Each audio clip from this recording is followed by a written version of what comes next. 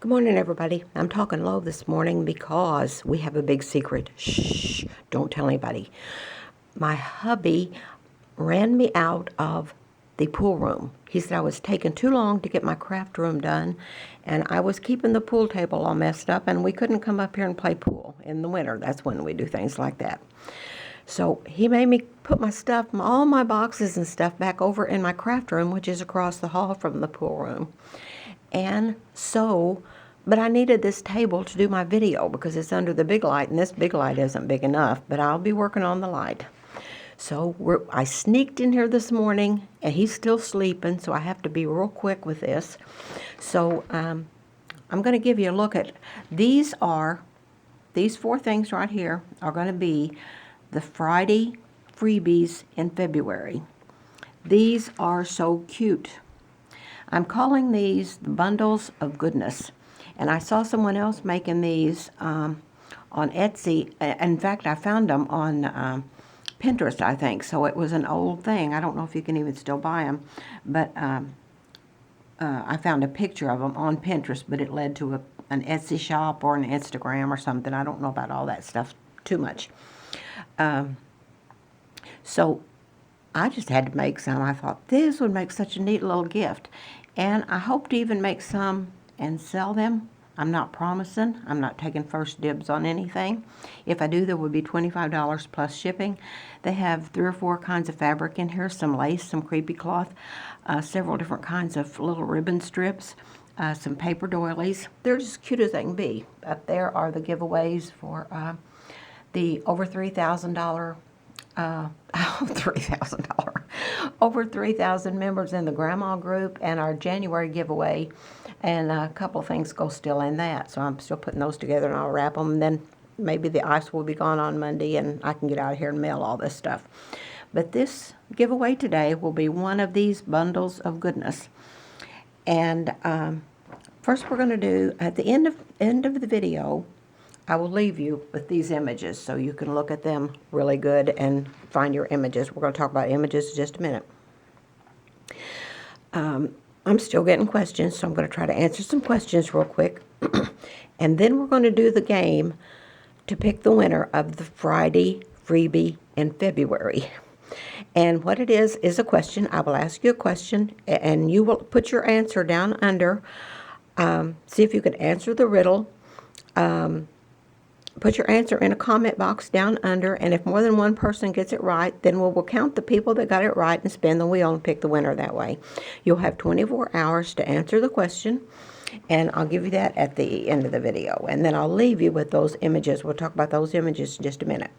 Okay.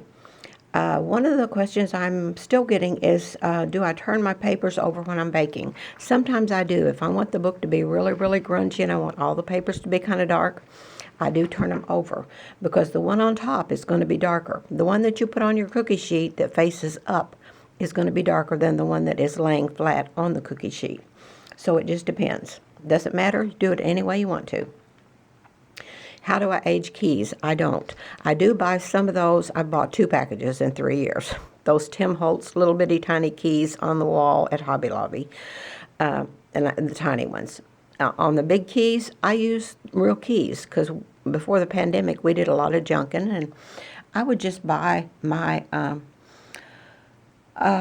keys at junk stores and things. So my skeleton keys and all that are real keys, and they are aged naturally. So I don't age keys. I do age safety pins, paper clips. That's about the only thing I age, really, myself. And if I don't forget, I'll tuck the recipe for that aging thing in all of these packets today. Let's see. Links to my pictures. I don't know how to do that because I hunt these things up. And I'm going to give you a better look at them at the very end of the video. Whoops. So you can come back and look at them if you want to, and you don't have to hunt the video for the pics. And I'm learning how to tag, trying to learn how to tag things in the videos and all that. Well, we're not worrying about that today. I am so rushed because I have so much to do today. Let's see, as every day. I don't know how to do the links for each one of these pictures, images, because there's too many of them. But what I do is I find most of my things on Pinterest or I Google. When I Google, I go to msn.com. I don't go to the google.com. I go to msn.com, and I type into that search bar, I type in praying hands images plus photos. That will give you images of prints of praying hands and also photos of praying hands if you type images and photos. So that's what I do. And then I type in old abandoned country churches on both of those places. And you just find tons and tons and tons and tons. This is the image that I like to use the most for the country church. And that's on Pinterest. Just type in abandoned country churches plus Amazing Grace plus images. You should find that. Bible. Type in old Bibles. Praying hands. Type in praying hands plus images plus photos. You should get, that's on there. That's on my Pinterest page, but I don't even know how to send you to my Pinterest page. I'm going to have to learn something about this computer if we're going to keep this up. Old man praying at the table. Old woman praying at the table.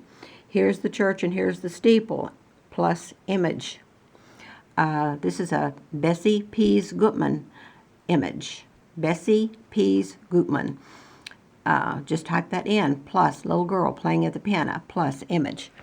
For my images, I'm using my hymns. I'm using in the Sweet By and By, in the garden. And this is just the hand-worn Bible thing that I put opposite the Bible page, and a couple of prayers there. I didn't put a lot of prayers in because we can all hunt prayers or write some out. Okay. The Hobby Lobby print that I use the most, that tiny, tiny check, is on the homespun in our Hobby Lobby. It's on the homespun wall. Oops, I forget I'm carrying the camera. It's on the homespun wall at Hobby Lobby. At our Hobby Lobby, it's on the far left end. It is a tiny, tiny black and kind of a top check. And those checks are not a whole lot bigger than a pencil lead. They're not big checks at all. They are tiny, tiny checks. Like these little pearls here. They're tiny, tiny checks. So that's where I get that. And all Hobby Lobbies should have that. All Hobby Lobbies should have pretty much the same thing. Okay, let's see. The grandma bags. I've had about a half a dozen people this week wanting to buy a grandma bag. I don't keep anything in stock. Everything sells pretty quick. And so I don't keep anything in stock. I will try to make some more grandma bags pretty soon. But again, I'm not taking orders on them. And I'm not taking first dibs on them. At this time. They will be $45 and $75. I'm going up just a little bit on a couple of my things because so many people, when they make their payment, they forget to do, and I ask, click friends to pay, send a payment to friends or family. Some people say that that is, if you see somebody ask to do that, run. No, that doesn't mean anything. It just means that the person you're sending the money to, if they're trying to be halfway decent with their prices anyway, are not going to be charged PayPal prices. So I'm going to add just a little bit on because most people forget to do that, and I end up with the PayPal charges in spite of being trying to be really, really good with my prices. So those grandma bags will be $45 and $75 plus shipping. When I get to them, these will be $25 plus shipping. So if I get to them, and I will try my best. Okay. Monday, I want you to have, when we come to the video on Monday, I want you to have, if you can, whatever paper you want to use for your cover photo. I mean, for your cover, the cover of your book. And, I keep getting out of frame here. I want you to have whatever paper you want to use for the cover of your book. I'm going to use black cardstock. You will also need 2 sheets of copy paper. I'll show you what to do with that. Just have that with you and be ready Monday morning. And again, I'm going to use a Sweet By and By for mine. On my cover, I'm going to have the praying hands. That's going to be my cover image. And Sweet By and By, that's going to be torn and aged to go under that. So the cover of my book is going to be pretty simple. Okay, so I want you to have that with you if you can, so we can get started on that. You will have a week to put the book together, and I'll show you again on Monday a simple way to put your book together. So when we get off, or when you get off of Monday's video, just whenever you do have time to watch, oh, I keep getting out of frame. When you do have time to watch,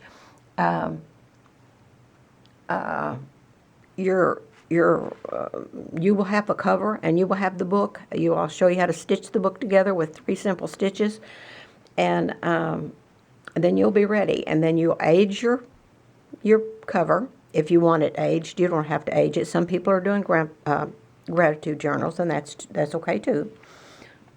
But your book will be ready. And then the next Monday, we will start with the inside, just like we did before, page 1 and 2. And the inside will be the Lord's Prayer and the Amazing Grace, Old Country Abandoned Church. Now that's what my inside pages are going to be. Again, you can do your pages any way you want. You can do anything you want with your pages. Okay, let's see. I think that's it on all of that. Let's see. Let me look. I'm looking at my notes here. Oops, I keep getting out of frame. Well, I'll leave it to me. Just standing up and doing this is not working good. Okay. Okay.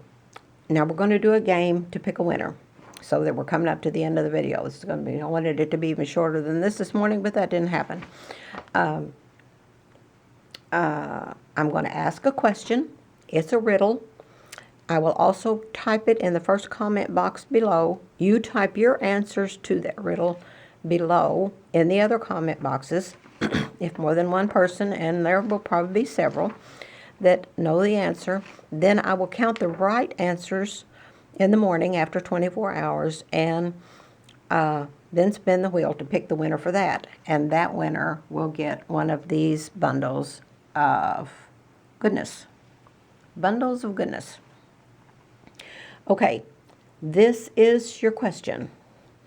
What's something you see twice in a week, once in a year, but never in a day? What is something you see twice in a week, once in a year, but never in a day? You may know the answer of that right away. You may have to give it some thought. Just think about it. What's something you see twice in a week, once in a year, but never see it in a day? That's your question for the next 24 hours. Put your comment in the comment box. The winner of that will get one of these bundles of goodness. And I have repeated myself over and over what a mess I have made of this video. Okay, here's the images again. Any image you want, but these are the ones I'm using. And these are all found on Pinterest. These are on Pinterest. Tons of prayers on Pinterest. And that flower, that roses down there. I just like, you know me, I like no color. I like, so there's Sweet By and By and In the Garden. Okay, that's it. I'm going to get off here, upload this. I hope I've messed this up big time. I know I have. But that's what we've got today. So I'm going to get off here, upload it, and hope you all have a super duper grand good day. Hope you get a little kindness and spread a little kindness absolutely everywhere you go. Love and hugs.